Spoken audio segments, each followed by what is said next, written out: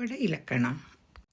இவற்றை திணை, பால், எண், இடம், காலம் என 5 வகையாக பிரிக்கலாம். முதலில் திணை பற்றி பார்ப்போம். இது உயர்திணை, அகத்திணை என 2 வகைப்படும். உயர்திணையில் பகுத்தறிவு உடையவர்களை இப்பட்டியலில் சேர்க்கலாம். உதாரணம்: அவன், அவள், பாடினான், எழுந்தாள், இந்திரா, பிள்ளை. அகத்திணையில் உயிரற்ற பொருட்கள், பகுத்தறிவு இல்லாத உயிரினங்கள் இப்பட்டியலில் அடங்கும். இரு துணைகளுக்கும் சில உதாரணங்களை தந்துள்ளேன். அடிப்படை இலக்கணத்தின் அடுத்த பிரிவான பால் பற்றி பார்ப்போம். உயர்திணை சொற்களின் கீழே ஆண்பால், பெண்பால், பலர்பால் என்பன அடங்கும். அகத்திணை சொற்களின் கீழே ஒன்றன்பால், பலவின்பால் அடங்கும்.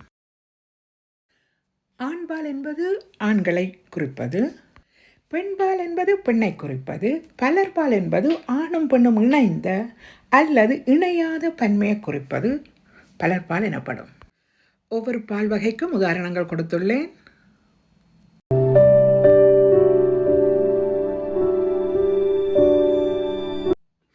அகத்திணை சொற்கள் 2 பால் பாகுபாடுகளை உடையவை. அவை ஒன்றன்பால், பலவின்பால். அவற்றுக்கான உதாரணங்கள் கொடுத்துள்ளேன்.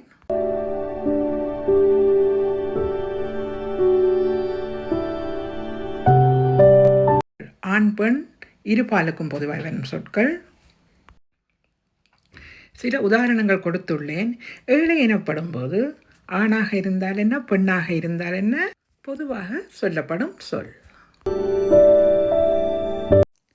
எண் என்பது ஒருமை, பெண்மை என 2 வகைப்படும். ஒன்றை குறிக்கும் சொல் ஒருமை, ஒன்றுக்கு மேற்பட்ட பலவற்றை குறிக்கும் சொல் பன்மை. இது இரு திணைகளுக்கும் உண்டு. உதாரணங்கள் கொடுத்துள்ளேன்.